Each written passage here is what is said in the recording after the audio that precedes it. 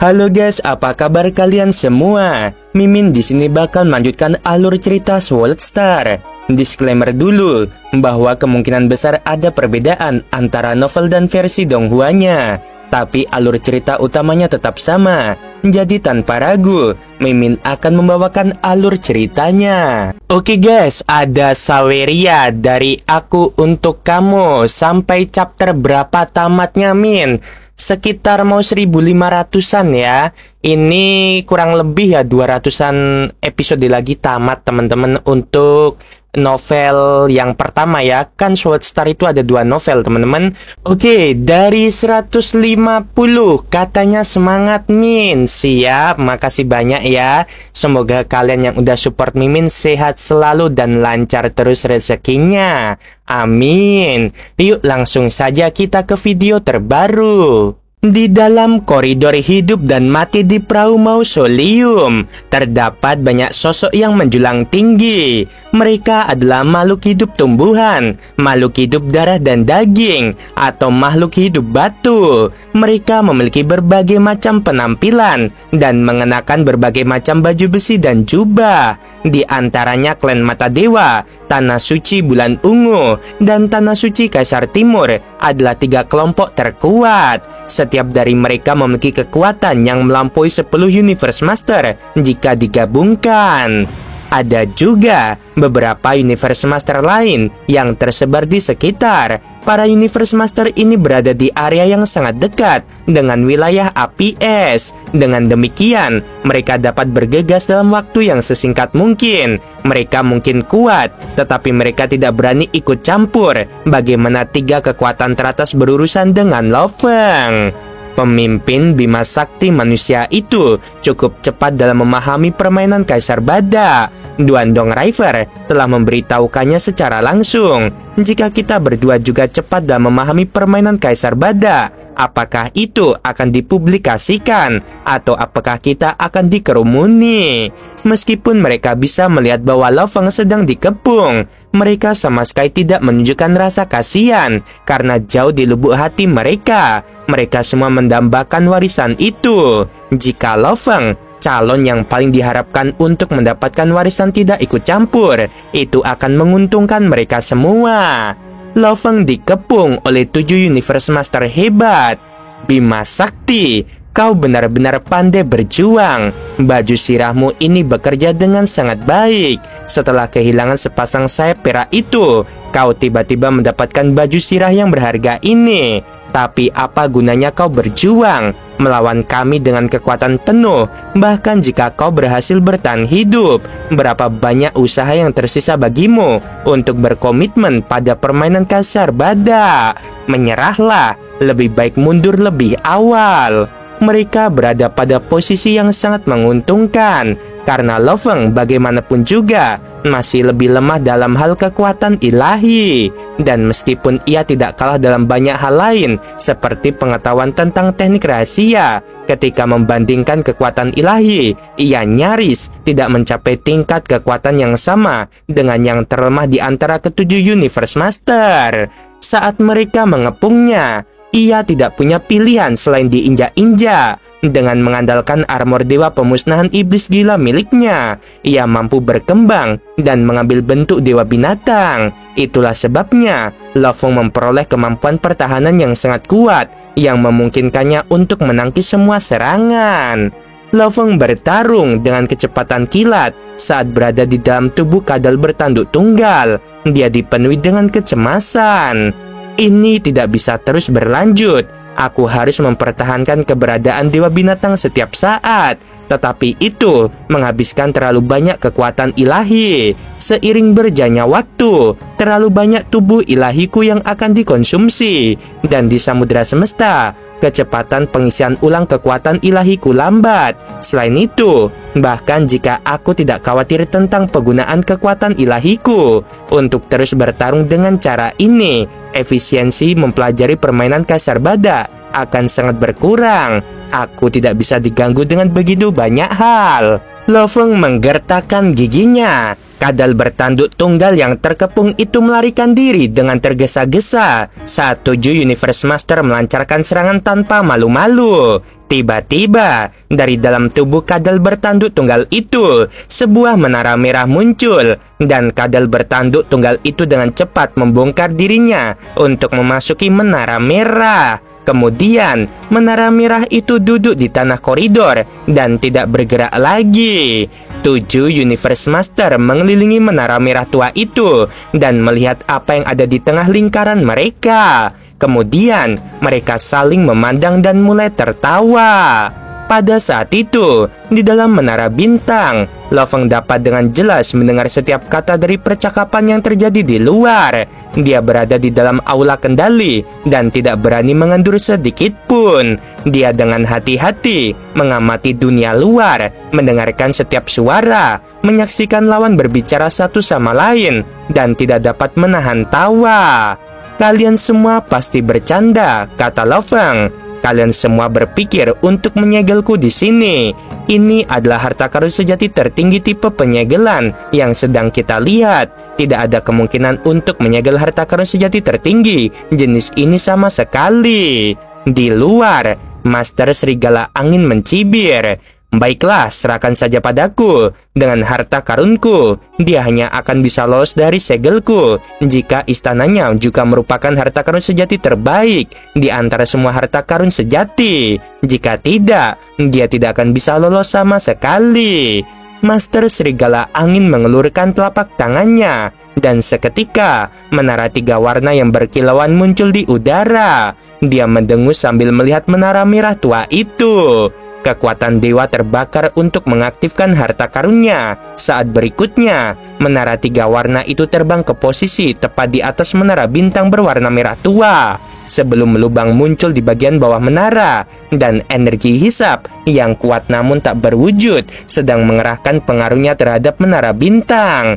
Energi itu mulai menariknya dengan kuat. Kekuatan itu bekerja kuat di atas menara bintang, menyebabkan menara bintang berguncang pelan. Ketika Master Serigala Angin melihat bagaimana menara bintang hanya bergerak sedikit tanpa meninggalkan tanah, dia menggertakkan giginya dan menggeram. Seorang pria dengan bayangan bermata satu di belakang menawarkan diri. "Aku ingin mencobanya." Lo Feng memandang keluar dengan santai sambil berpikir, mereka pasti bercanda jika mereka berpikir untuk menelan menara bintang tanpa perlawanan apapun. Pihak lain pasti menggunakan harta karun sejati tertinggi untuk mewujudkannya. Kalau tidak, jika keduanya adalah tipe penyegel, apakah mungkin harta karun sejati tingkat atas dapat menyegel menara bintangnya? Melihat bagaimana para Universe Master gagal satu demi satu, Lo Feng tidak berani lengah. Ia takut orang-orang ini mampu melakukan cara lain selain menyegel. Selusin makhluk agung dari klan Mata Dewa, Tanah Suci Bulan Ungu, dan Tanah Suci Kaisar Timur telah berkumpul di sini, dan semua orang dipenuhi kecemasan.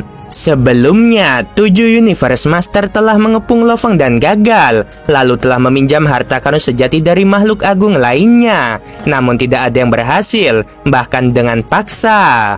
Manusia ini memiliki terlalu banyak barang berharga. Baju sirahnya adalah harta karun, dan harta karun sejati menara ini menurutku adalah salah satu harta karun sejati terbaik yang sulit ditemukan. Untuk menelannya, menurutku hanya harta karun sejati tertinggi yang bisa mencapainya. Sepertinya kita harus meminta bantuan pada para Trugat. Shadow Dust Master mengirimkan berita itu kepada guru sejati kedua dan ketujuh dari klan Mata Dewa melalui transmisi suara. "Shadow Dust, kami baru saja tiba," jelas guru sejati kedua melalui transmisi suara. "Namun, Duandong River telah menetapkan aturan yang melarang kami menyerang kandidat lain. Kami tidak boleh menyerang sama sekali, atau kami akan menemui ajal." Pada saat yang sama, guru sejati kedua juga menyampaikan berita ini untuk memberitahukan para Universe Master lainnya tentang 3 kelompok kekuatan terkuat. Apa yang harus kita lakukan sekarang? Apakah kita benar-benar hanya bisa menyaksikan tanpa daya, sementara Lo Feng menerima warisan? Jawab Master Serangga Rusa melalui transmisi suara. Tanah Suci Kaisar Timur dan Tanah Suci Bulan Ungu menambahkan tekanan dan desakan di samping. Guru sejati kedua dan ketujuh saling menatap. Saat pandangan mereka bertemu, mereka segera mengambil keputusan. Aku memiliki harta karun sejati tertinggi istana yang memiliki kemampuan untuk menyegel. Guru sejati ketujuh menggertakkan giginya saat dia menyampaikan informasi ini. Namun, harta karun sejati tertinggi ini mengenali tuannya dan memiliki persyaratan yang sangat ketat pada kemauan. Jika seorang Universe Master menggunakannya, dia harus memiliki kemauan seorang Trugat. Kalian semua dari dua tanah suci, ada beberapa yang memiliki kemauan yang setara Trugat. Kalian hanya perlu membiarkan dia berinteraksi dengan harta karun sejati tertinggi untuk membuatnya mengenalinya. Kemudian, dia akan dapat menggunakan benteng tebing es untuk menyegel Lo Feng.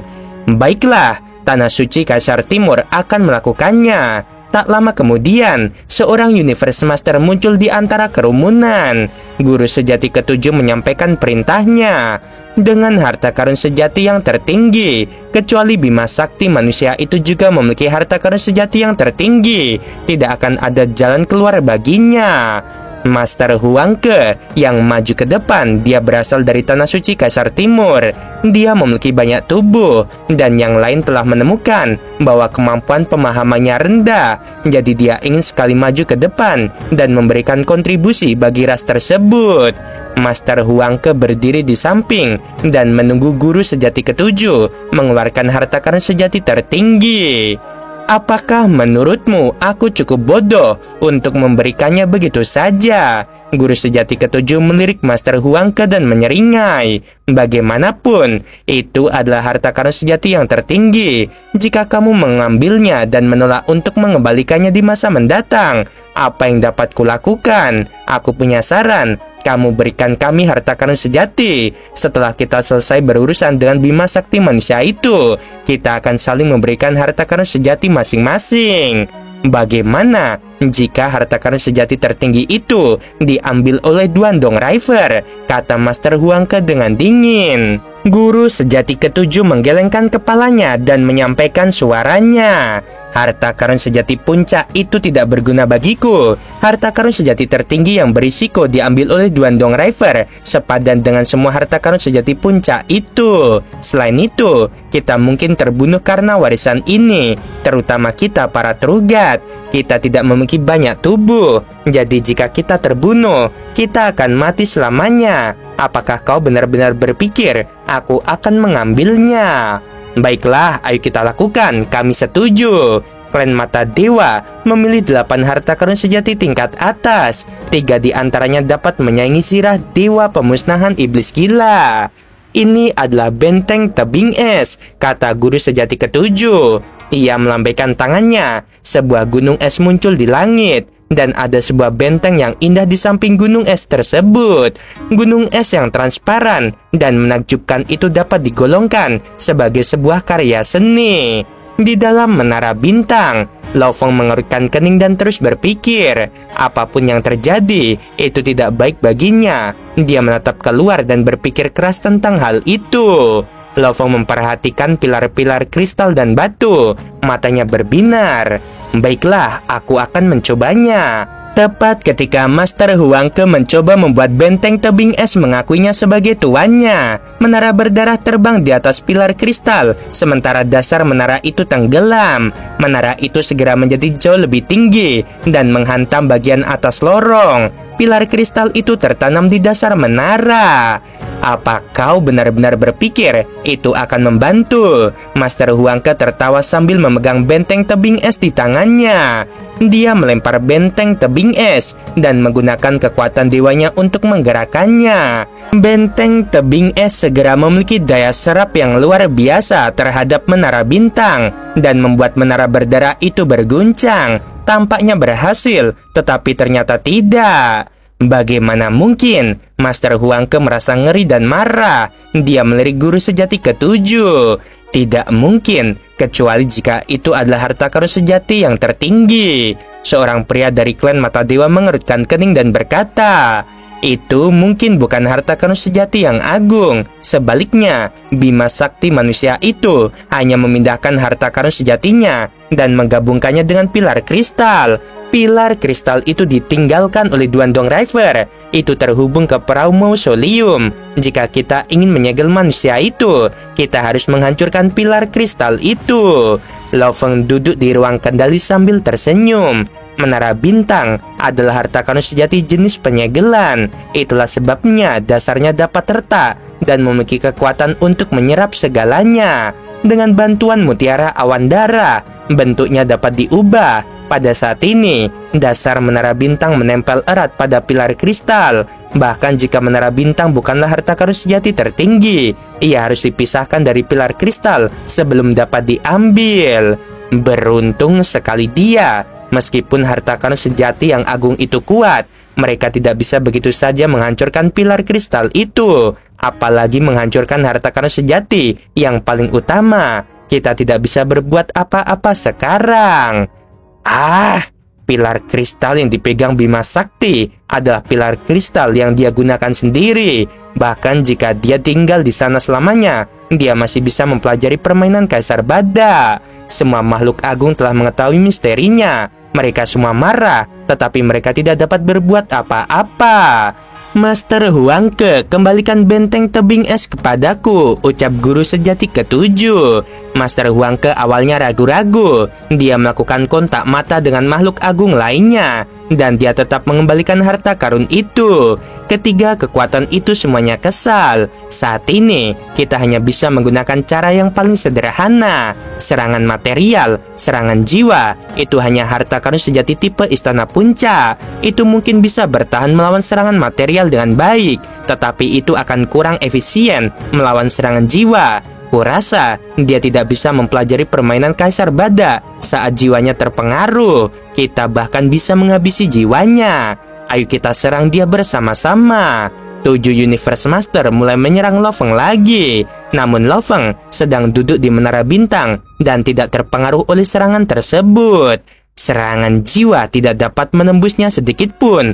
Harta karun sejati tipe istana miliknya sangat istimewa. Harta karun itu pasti terbuat dari bahan khusus. Kekuatan ilahi tidak dapat menembusnya sama sekali.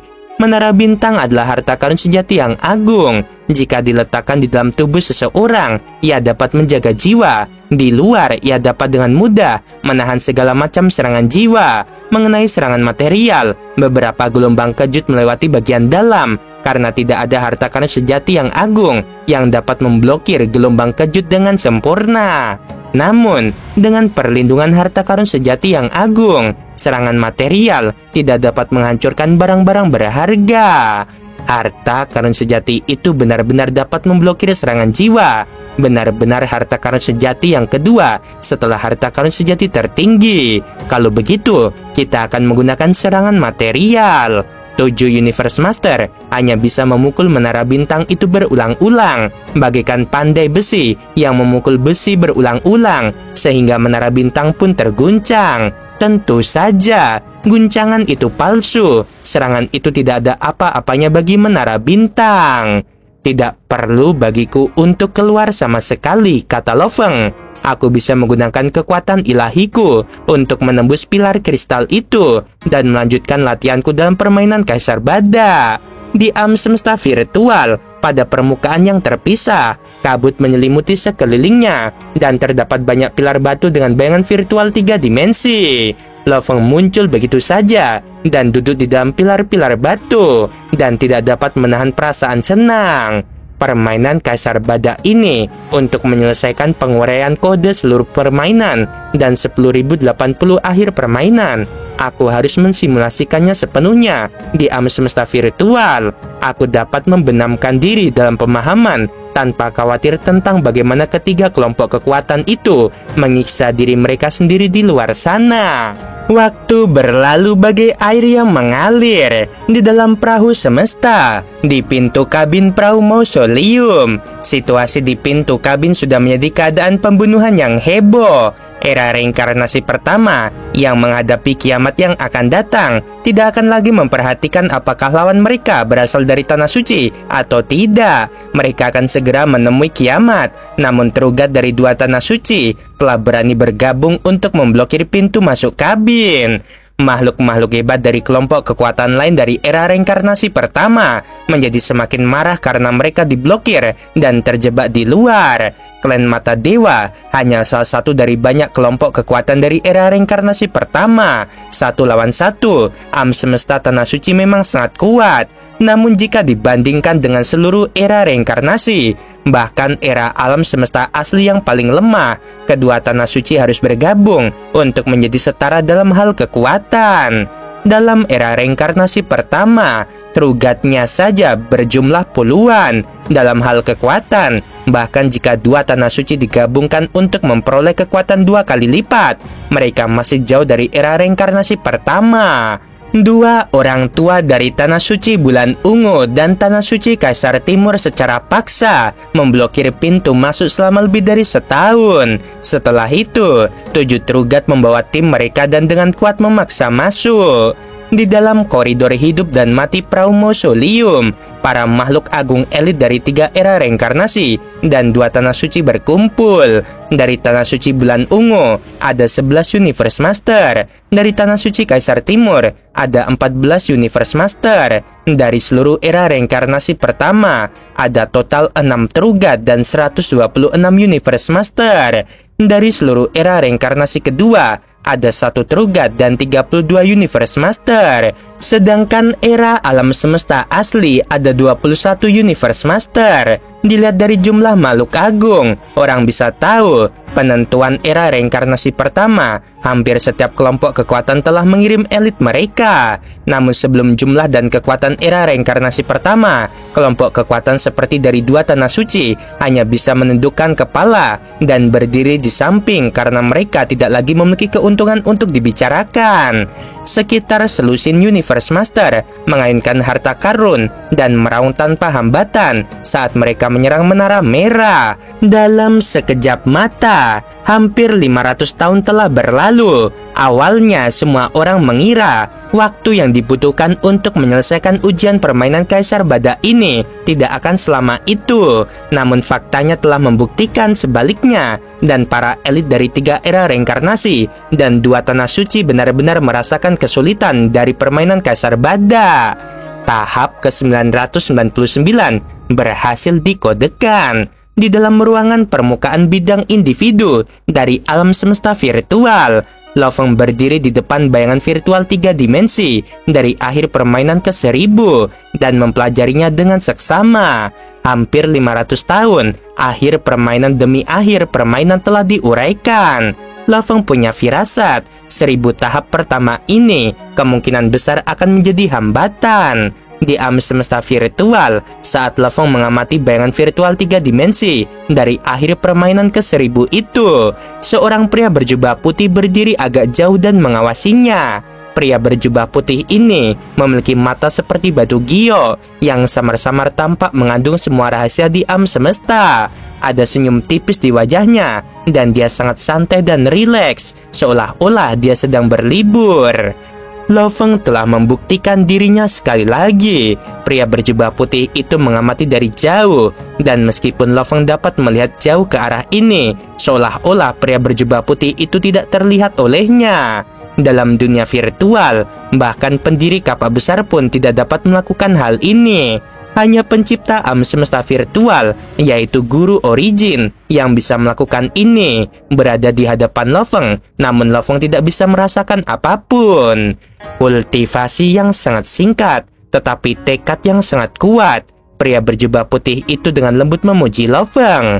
Telah memilih untuk mengambil jalan mempelajari dari diagram ukiran rahasia. Mungkin saja mempelajari diagram ukiran rahasia itu sama dengan mempelajari permainan Kaisar Bada. Jika tidak mungkin kecepatan kapak besar bisa jauh dari Loveng.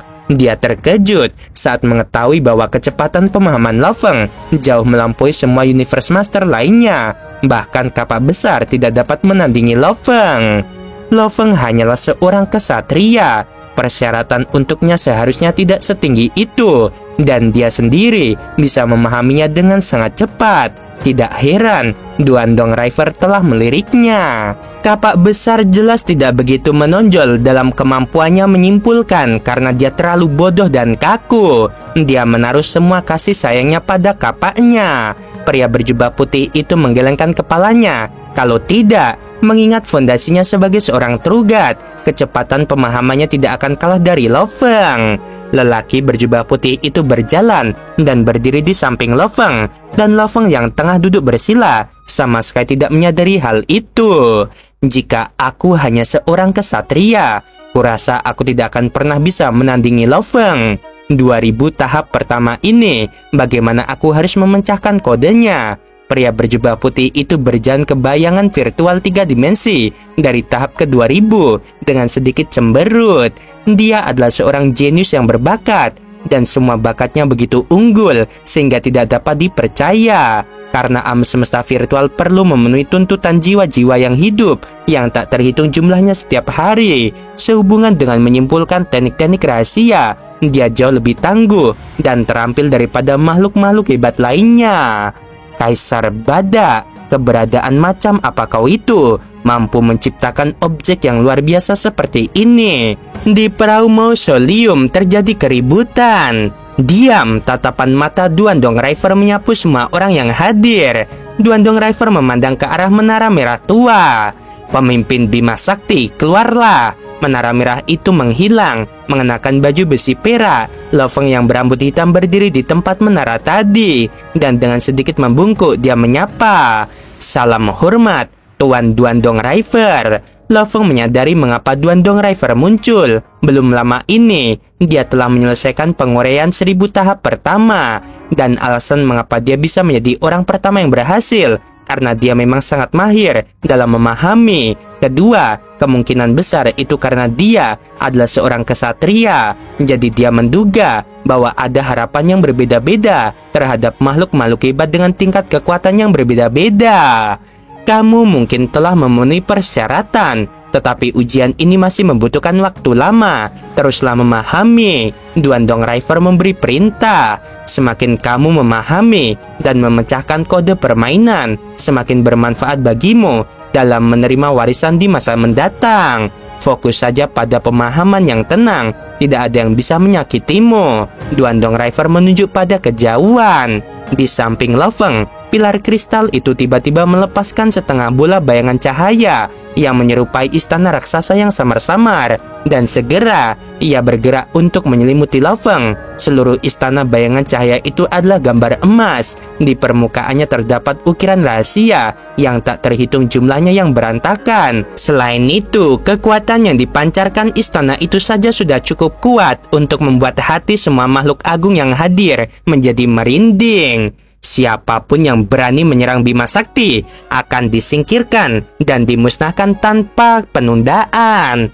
Oke guys, sampai sini dulu episodenya. Kenapa kemarin kok ada yang bilang, "Min, lu kau nggak disabar kok durasinya jadi pendek?" Bukan pendek teman-teman. Sebenarnya porsi, misal ya, satu episode ini misal 5 chapter, nah besoknya juga 5 chapter. Tiap episode itu sama teman-teman. Cuma yang bedainnya ada yang diulang-ulang pembahasannya itu mimin cut, jadi kayak seolah-olah pendek. Kalau ini nggak ada banyak pengulangan jadi segini. Jadi mohon maaf ya kalau memang banyak yang di-cut. Kalau soalnya kalau nggak di-cut dia tuh cuma muter-muter bahas di situ. Ya meskipun komentarnya agak pedes, tapi ya harus mimin jelaskan bahwa ini porsinya tuh sama ya, chapter per episodenya sama. Cuma memang karena kalau banyak yang nggak penting ya dipotong aja kan. Itu simpelnya teman-teman. Sebelum video berakhir, Min mau bilang sungguh membagongkan. Terima kasih.